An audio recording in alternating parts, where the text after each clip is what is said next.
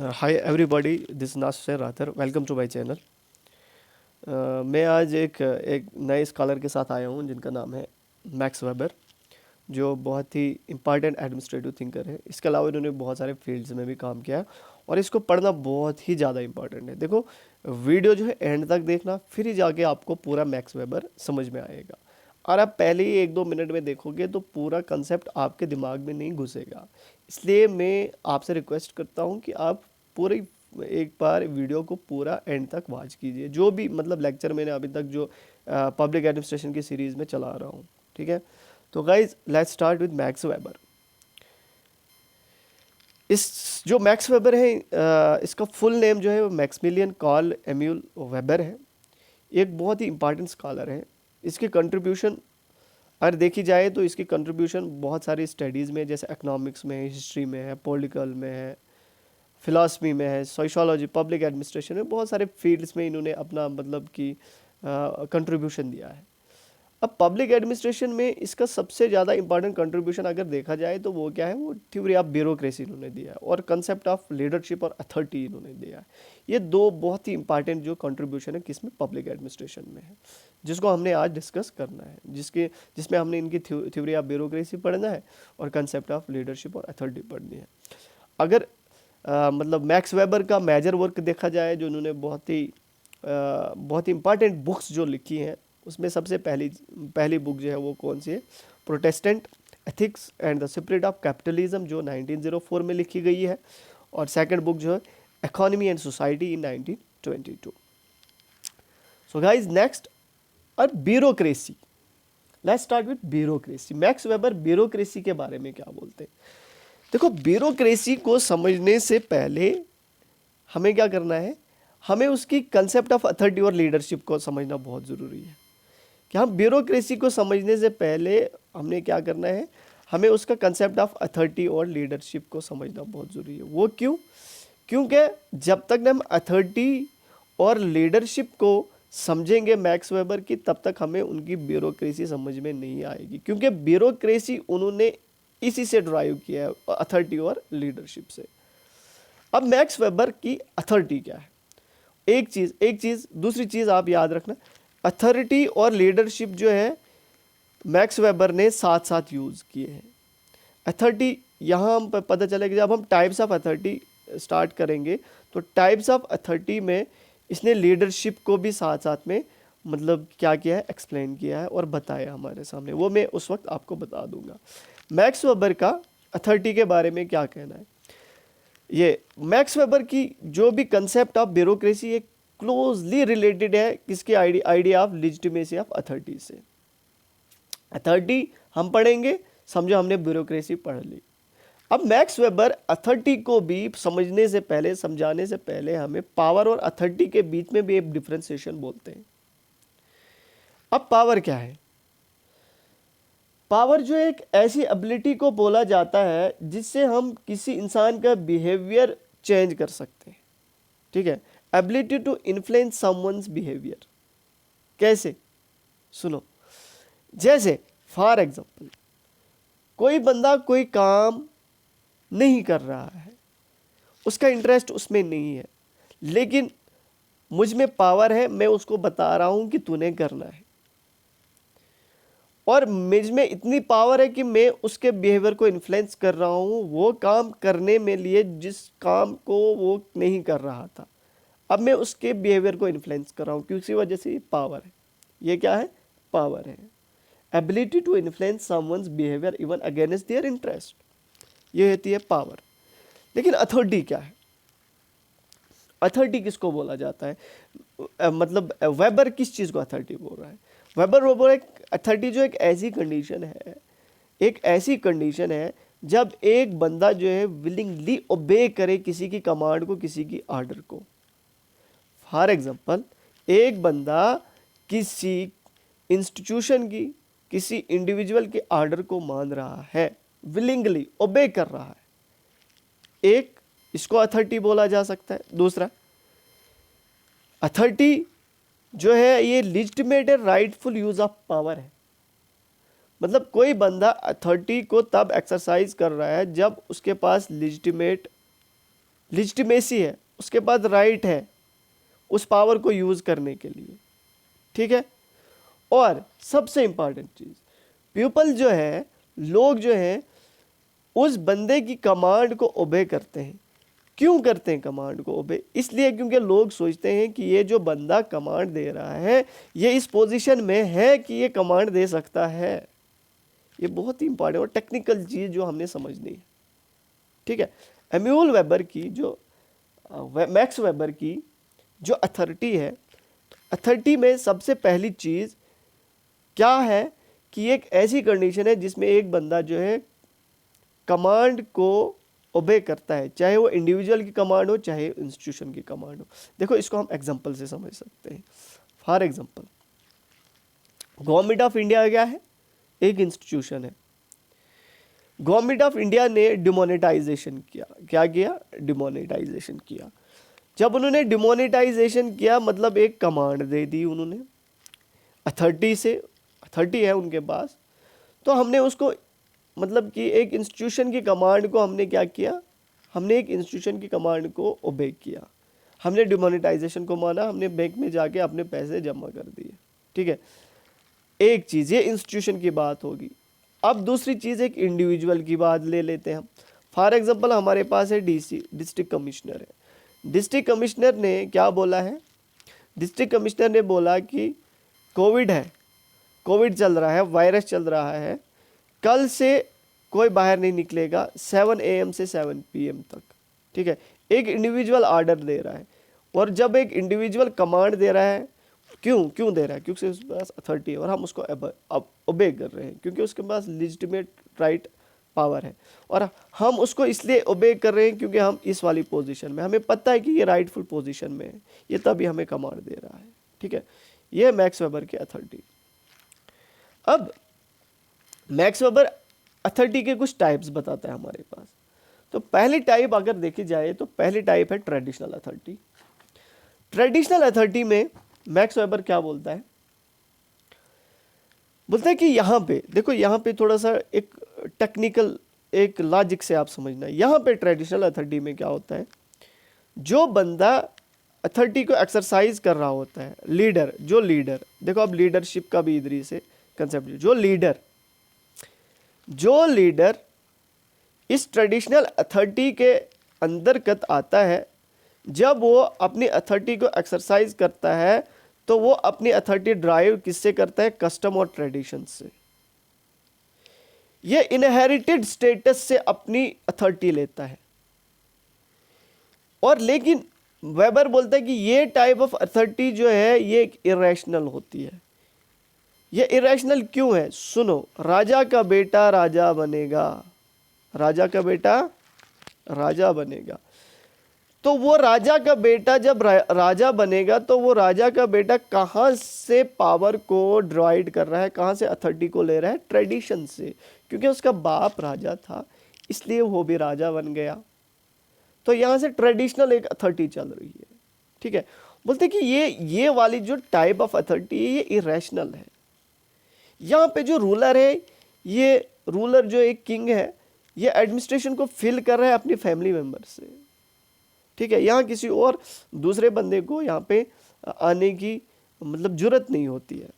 पहली type of traditional authority है जो वेबर ने बोली है। दूसरी टाइप ऑफ अथॉरिटी क्या है? Charismatic authority. देखो अब क्रिज्मेटिक अथॉरिटी में लीडर की बात हो रही है। क्रिज्मेटिक अथॉरिटी में जो लीडर है वो लीडर अपनी पर्सनल क्वालिटी और एक्स्ट्रा ऑर्डिनरी स्ट्रेंथ की वजह से अथॉरिटी को एक्सरसाइज करता है। अब इसमें कौन से लोग होते हैं? सुनो, याद रखना, क्रिज्मेटिक अथॉरिटी में एक बंदा जो है अपनी पर्सनल क्वालिटीज और अपनी एक्स्ट्रा ऑर्डिनरी स्ट्रेंथ की वजह से लिजिटिमेसी को मतलब अथॉरिटी को लिजिटिमेट कराता है।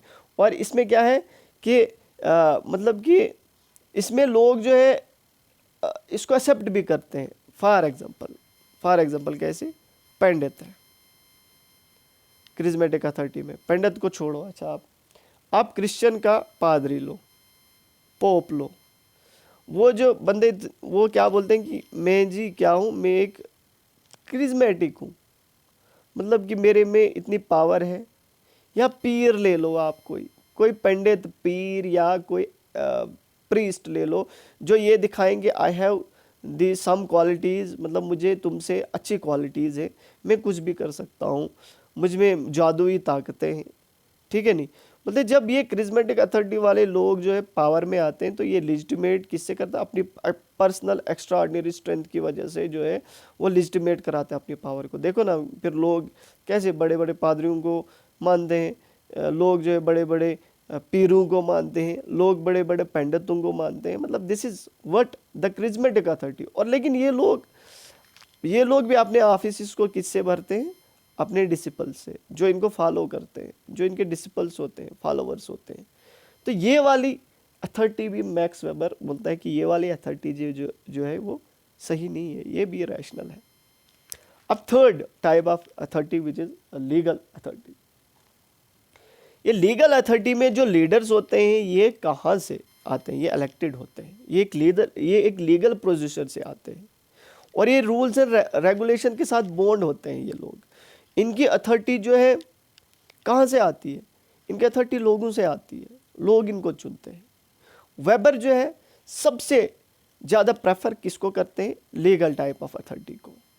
क्यों बोलते हैं, क्योंकि इसमें इनहेरेंट रैशनैलिटी है, क्योंकि लोग इसको बनाते हैं, इसमें रैशनैलिटी का एक कंसेप्ट आता है। वेबर यहीं से अपना मॉडल ऑफ ब्यूरोक्रेसी देते हैं।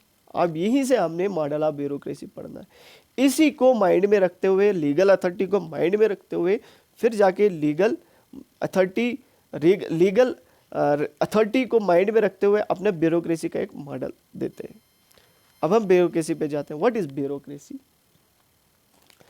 ब्यूरोक्रेसी जो है सबसे पहले जो ये टर्म आई थी ये 1745 में आई थी। एक फ्रेंच इकोनॉमिस्ट थे, उनका नाम था विंसेंट डी गोवर्नी, उन्होंने इस टर्म को कायम किया है। और ब्यूरोक्रेसी क्या है? ब्यूरोक्रेसी जो दो वर्ड से मिलके आती है, bureau plus cracy, bureau plus cracy. अब ब्यूरो का मतलब क्या होता है? ब्यूरो का मतलब है राइटिंग टेबल या पब्लिक ऑफिस। क्या? ब्यूरो का मतलब राइटिंग टेबल और public office, and cracy means rule by. तो ब्यूरोक्रेसी का मतलब है रूल बाय पब्लिक ऑफिस। पूरी समझ में आया? ब्यूरो का मतलब क्या है? राइटिंग टेबल या हम इसको पब्लिक ऑफिस भी बोलते हैं, और क्रेसी का मतलब है रूल बाय। अब ब्यूरो प्लस क्रेसी को जब हम मिला के पढ़ेंगे तो इसका मतलब बनता है रूल बाय पब्लिक ऑफिस। अब वेबर क्या बोलते हैं? फॉर वेबर के सामने ब्यूरोक्रेसी क्या है? वेबर बोलता है कि ब्यूरोक्रेसी एक ऐसी एडमिनिस्ट्रेशन को बोला जाता है जहां पे अपॉइंटेड ऑफिशियल्स होते हैं। ब्यूरोक्रेसी इज एन एडमिनिस्ट्रेटिव या administration body of appointed officials. Bureaucracy एक ऐसी बॉडी है जहां पे अपॉइंटेड ऑफिशियल्स हो। और इसमें भी वेबर जो है दो टाइप्स के ब्यूरोक्रेसी बोलता है। There are two types of bureaucracy. First type is patrimonial bureaucracy and second is legal rational bureaucracy. जो पैट्रिमोनियल ब्यूरोक्रेसी है, मैक्स वेबर बोलते हैं ये कहाँ पाई जाती है? ट्रेडिशनल और क्रिज्मेटिक टाइप ऑफ अथॉरिटी में, जो अभी हमने पीछे पढ़ी। पैट्रिमोनियल ब्यूरोक्रेसी कहाँ पाई जाती है? ट्रेडिशनल और क्रिज्मेटिक टाइप ऑफ अथॉरिटी में। और जो लीगल रैशनल ब्यूरोक्रेसी है ये सिर्फ हमें लीगल टाइप ऑफ अथॉरिटी में मिलती है। और क्योंकि मैक्स वेबर सबसे ज़्यादा लीगल अथॉरिटी के ऊपर और लीगल रैशनल ब्यूरोक्रेसी को मानते हैं, तो लीगल रैशनल ब्यूरोक्रेसी की वो आगे कुछ कैरेक्टरिस्टिक बोलते हैं, क्योंकि यही इनका मॉडल है। अब वेबर कैसे कैरेक्टराइज करते हैं लीगल रैशनल ब्यूरोक्रेसी को? पहले चीज बोलते हैं कि जो लीगल रैशनल ब्यूरोक्रेसी होगी, यहाँ पे जो काम होगा, जो ऑफिशियल काम होगा, ये कंटिन्यूअस बेसिस पे होगा। There will be no holidays. Holidays तभी होंगे जब पब्लिक हॉलीडेज होंगी, वैसे काम कंटिन्यूअसली चलता रहेगा।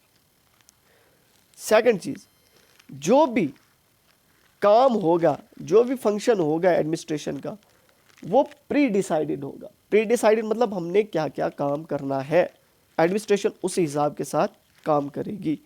थर्ड चीज बोलते कि जो भी ऑफिशियल होगा, जो भी ऑफिस होगा, ये पार्ट हो गया एक हायरार्की ऑफ अथॉरिटी का। देखो हायरार्की मतलब क्या होता है, हायरार्की ऑफ अथॉरिटी का मतलब ये होता है कि एक ऑफिशियल है, उसके ऊपर एक सीनियर है, सीनियर है उसके ऊपर एक और ऑफिसर है। मतलब ये फोर्थ क्लास है, फोर्थ क्लास के ऊपर ऑफिसर है, इस ऑफिसर के ऊपर एक और ऑफिसर है, एक ऑफिसर के ऊपर एक और ऑफिसर हो। ये एक हायरार्की बोलते हैं। जो भी ऑफिशियल होंगे, जो भी ऑफिस होगा, ये एक हायरार्की ऑफ अथॉरिटी का एक पार्ट होगा।